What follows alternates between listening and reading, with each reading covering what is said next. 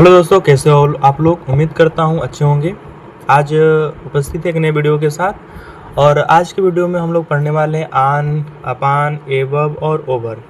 ये सब का एक प्रीपोजिशन है, तो हम प्रीपोजिशन के रूप में तुलनात्मक हम इनका अध्ययन करेंगे कि आन अपान कब कब आना चाहिए, एबव कब आना चाहिए, ओवर कब आना चाहिए। तो चलिए वीडियो को शुरू करते हैं बिना किसी देरी के। सबसे पहले हम आन को देखने वाले हैं। तो आन के कई सारे प्रयोग हैं, तो हम एक एक पॉइंट में करेंगे। तो ऐसे भी इसका कई अलग अलग परिस्थितियों में प्रयोग होते हैं, तो हम पॉइंट वाइज देखेंगे, ठीक है, कि किन किन परिस्थितियों में इसका प्रयोग कर सकते हैं। पहली बात है कि अगर किसी सतह के संपर्क में हो, मतलब सतह है उसके ऊपर है और टच कर रहा हो, छूने के सेंस में है, तब हम इसका आन का प्रयोग करेंगे, ठीक है। जिससे हम कहेंगे कि किताब मेज पर है, the book is on the table, वह कुर्सी पर बैठा है, he is sitting on the chair. दूसरा, अगर हमें किसी भी दिन या तारीख, कोई भी डेट बताना हो और डे बताना हो, तो उसके लिए भी हम आन का प्रयोग कर सकते हैं। जैसे कि मीटिंग सोमवार को है, the meeting is on Monday, या मेरा जन्मदिन 5 मई को है, तब कह सकते हैं कि माई बर्थडे इज ऑन 5 मई।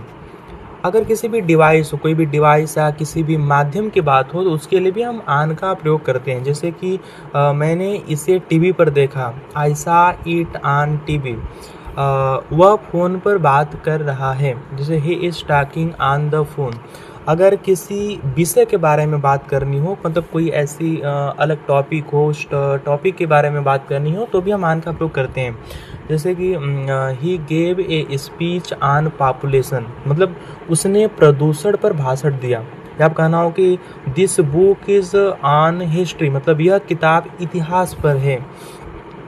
या फिर आप किसी भी यात्रा करते समय किसी भी सवारी के रूप में अगर हम किसी बात करते हैं, तो उस सेंस में भी आन का प्रयोग किया जाता है। जैसे कि he is on the bus, मतलब वह बस पर है, मतलब एक सेंस में आता है। मतलब बस पर का मतलब छत पर नहीं होगा, मतलब अंदर ही होगा, मतलब बस में है या बस पर है, तो उस सेंस में भी हम आन का प्रयोग करते हैं। जैसे में अगर आप समझते हैं कि ही केम ऑन ए बाइक, मतलब वह बाइक पर आया, मतलब कहते हैं ना वो बाइक पर आया, बाइक से आया, तो से है, फिर भी हम आन का ही प्रयोग करेंगे।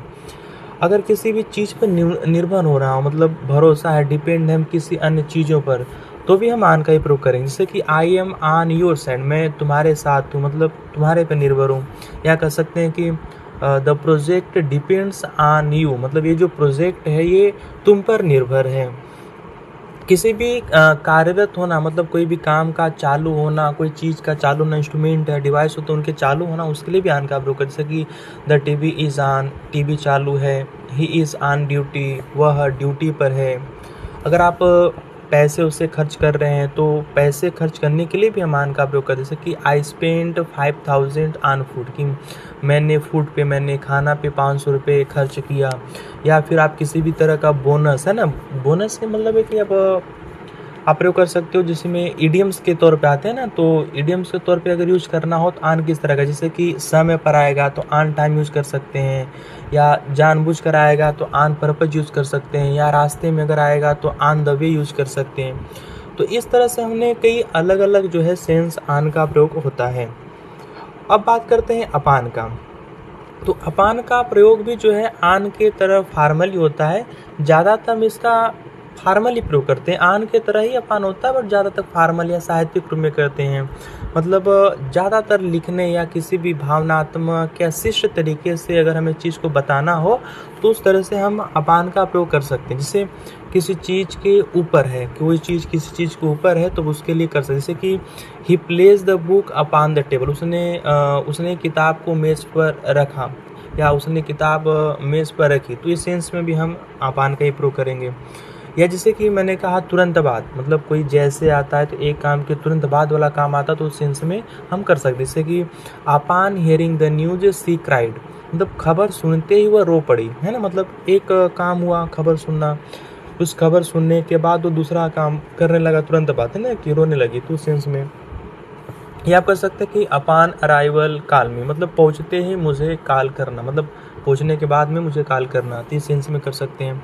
अगर किसी चीज़ पे बेस्ड है, मतलब किसी चीज़ पे डिपेंड है, निर्भर है, तो उस सेंस में भी हम अपॉन का प्रयोग करेंगे। जैसे कि the decision depends upon you, जो डिसीजन है, जो फैसला है, वो तुम पर निर्भर है या तुम पर निर्भर करता है। कोई चीज़ बार बार होता है मतलब रिपीट होता है कई बार, तो उस सेंस में भी हम करेंगे, ठीक है। जैसे कि ही ट्राइड अपान अपान अट, मतलब कह सकते हैं कि उसको ऐसा नहीं है कि एक ही चीज़ को हम बार बार लाएंगे, मतलब वर्ड बार बार ट्राई करें। जैसे कि he tried time and time again upon many failures, मतलब उसने कई सारे विफलताओं के बावजूद भी क्या हुआ, बार बार प्रयास किया, मतलब ऐसे सेंस आते हैं ना, बार बार करना, बार बार पढ़ना, बार बार जाना, तो उस सेंस में हम करेंगे। जैसे कि he tried time and time again upon many failures, तो आप कहेंगे कई विफलताओं के बावजूद क्या हुआ, उसने बार बार प्रयास किया। या फिर आप किसी भी घटना को बताना हो, कोई भी अवसर को बताना हो, तो उस सेंस में भी अपान का ही प्रयोग करेंगे। जैसे कि अपान हिज बर्थडे, उसके जन्मदिन पर, या दे गेव हिम गिफ्ट बोल सकते हैं, उन्होंने गिफ्ट दिया। जैसे कि उसके बर्थडे पर वह गिफ्ट दिया, उसके जन्मदिन पे क्या उसने गिफ्ट दिया, तो इसीलिए भी अपान का प्रयोग कर सकते हैं।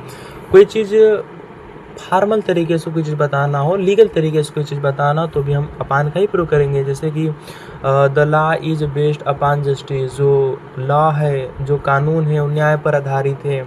या the terms and condition apply upon use, जो टर्म्स है, जो कंडीशन है, जो उपयोग है, नियम, जो टर्म्स है, टर्म्स एंड कंडीशन जो है, नियम या जो शर्तें हैं, वो क्या होते हैं, अप्लाई होते हैं नियम पे। जैसे terms and condition apply upon use, जो टर्म्स एंड कंडीशन है उपयोग पर लागू होते हैं, किस तरह उपयोग करना है। कोई चीज़ रिपीट होता है, मतलब बार बार रिपीट होने के सेंस में भी करेंगे। जैसे कि अपान रिक्वेस्ट मांग करना, या अपान कंप्लीशन पूरा होने पर, या अपान एग्जामिनेशन जांच पर, किस तरह से हम भी अपान का प्रयोग करेंगे। अब हम बात करने वाले हैं कि एबव आएगा तो एबव का प्रयोग हम किस तरह से करने वाले हैं। तो एबव भी एक प्रीपोजिशन है, इसका अर्थ हम ऊपर के सेंस में, लेकिन ऊपर ध्यान रखना, ऊपर के सेंस में प्रयोग, लेकिन कई स्थितियों में भी मतलब अपान की तरह हमने ऊपर किया, आन ऊपर किया, तो एबव का भी प्रयोग ऊपर के सेंस में होता है। लेकिन इसके अलावा भी हम कई सारे अलग अलग स्थितियों में प्रयोग करेंगे। जैसे कि किसी चीज़ की ऊंचाई पर, मतलब कोई चीज़ ऊंचा है लेकिन टच न कर रहा हो, छू नहीं रहा हो, तो उस सेंस में एबव का प्रयोग करेंगे। जैसे कि the fan is above my head, पंखा मेरे सिर के ऊपर है, तो टच तो नहीं करेगा वो। जैसे कि birds are flying above the trees, जो पक्षियाँ हैं पेड़ों के ऊपर उड़ रहे हैं, तो उस सेंस में हम प्रयोग करेंगे। अगर कोई चीज़ मात्रा बताना हो, या संख्या बताना हो, या किसी चीज़ का लेवल बताना हो, तो उस चीज़ में हम प्रयोग कर सकते हैं। जैसे में हम बात कर सकते हैं कि children above 12 years old can inter, मतलब कि जो बच्चे 12 साल से अधिक उम्र के हैं वो अंदर जा सकते हैं। या कह सकते हैं कि temperature is above 40 degree Celsius, जो तापमान है 40 डिग्री सेल्सियस से ऊपर है। किसी चीज़ की रैंक बतानी हो, या पोजीशन बतानी हो, तो उस सेंस में भी हम क्या करेंगे, उस सेंस में भी हम एबव का प्रयोग करेंगे। जैसे कि he is above me in rank, मतलब वह मुझसे रैंक में ऊपर है, ठीक है। या फिर आप बोल सकते हैं कि ऑनेस्टी इज़ एबव मनी, जो ईमानदारी है वो पैसे से ऊपर है। किसी भी सीमा से परे हो या अलग हो, मतलब सीमा के उस पार हो, परे हो, तो इसके लिए भी हम एबव का ही प्रयोग करेंगे। जैसे कि this is above my understanding, मतलब ये मेरी समझ के बाहर है, मेरी समझ के परे है। या फिर आप कहेंगे कि सच बिहेवियर इज़ एबव मी, मतलब ऐसा व्यवहार मेरी क्षमता से बाहर, मतलब जिस तरह की व्यवहार कर रहा हूँ मेरी क्षमता के बाहर है। अगर अब लिखने के सेंस में अगर प्रयोग करेंगे तो कैसे होगा, जैसे कि as stated above the rule is strict, मतलब जैसा ऊपर लिखा गया, एज स्टेटेड एबव, जैसा ऊपर लिखा गया है, द रूल इज स्ट्रिक्ट, वैसा नियम कह सकते हैं। इसके अलावा अगर आपको मोरल या स्टैंडर्ड से ऊंचाई बताना हो, सुपरियर श्रेष्ठ बताना हो, तो उसके लिए भी आप एबव का प्रयोग कर सकते हैं। जैसे कि सी इज एबव चीटिंग, मतलब वह चीटिंग करने से ऊपर है, मतलब वो जो चीटिंग है, जो चीटिंग करती है करने से ऊपर है, लेवल के सतह बता रहा है उसको। या फिर आपको स्थान बताना हो, किसी चीज़ का लोकेशन, निश्चित स्थान बताना हो, तो उसके लिए भी आप एबव का प्रयोग करेंगे। जैसे कि the plane flew above the clouds, जो विमान है बादलों के ऊपर उड़ा। इसके बाद में आप करेंगे कि अब तुलनात्मक में कई सारे चीज़ें हैं, जैसे एबव आन है, तो वो ज़्यादा डिफरेंट नहीं है, लेकिन इनके बीच भी काफ़ी डिफरेंस है, हम कह सकते हैं। इसके बाद हम बात करेंगे जैसे ओवर, तो ओवर आपका प्रयोग किस लिए करेंगे, तो ये भी कॉमन एक प्रीपोजिशन होता है, लेकिन इसके भी हम कई सारे अलग अलग स्थितियों में प्रयोग कर सकते हैं। जैसे किसी चीज़ के ऊपर होना, मतलब कवर कर रहा है ना, मतलब ढकने के सेंस में है, ढक रहा है, पार कर रहा है, तो उस सेंस में भी हम क्या करेंगे, ओवर का प्रयोग करेंगे। जैसे कि the cloth is over the table, जो कपड़ा है मेज़ पर है, मतलब मेज़ के ऊपर है, ढकने के सेंस में है। The bridge is over the river, जो पुल है नदी के ऊपर है। या फिर आपको एक तरफ से दूसरी तरफ जाना है, क्रॉस करना, एक क्रॉस होता है ना, उस सेंस में भी कर सकते हैं। जैसे कि ही जंप्ड ओवर द फेंस, मतलब उसने फेंस में से बाढ़ होता है ना, जो खेतों वगैरह को चारों तरफ लगाते हैं तो फेंस बोला जाता है, तो उसने बाढ़ को पार किया, मतलब तार लगाते हैं ना, उसको डाकर पार किया। The cat ran over the road, बिल्ली जो है सड़क पार गई या सड़क के उस पार गई। किसी चीज़ की संख्या या मात्रा बताना हो अधिक के सेंस में, तो भी हम ओवर का प्रयोग करेंगे। जैसे ओवर 50 पीपुल केम, 50 लोग से ज़्यादा या 50 से ज़्यादा लोग आए। जैसे कि कह सकते हैं she earns over 1 lakh a month, कि वह महीने में 1 लाख से अधिक कमाता है या कमाती है। अगर आपको एक अवधि के दौरान किसी चीज़ की बतानी हो, टाइम बतानी हो, तो उसके लिए भी हम ओवर का प्रयोग करेंगे। जैसे कि I stayed there over the weekend, कि मैं वहाँ एक वीकेंड, एक सप्ताह से अधिक रहा, या उस एक सप्ताह के दौरान मैंने वहाँ रहा। या कह सकते हैं वी टॉक्ड ओवर डिनर, कि हम लोग डिनर के दौरान या डिनर के समय हम जब करेंगे तो बात करेंगे। किसी चीज़ की बार बार हो, मतलब दोहराया जाए, या बार बार कोई अगर काम हो, किसी प्रकार के कार्य हो, तो उस सेंस में भी हम करेंगे। जैसे कि I watch that movie over and over, मैंने इस फिल्म को बार बार देखा है या मैंने बार बार देखी है।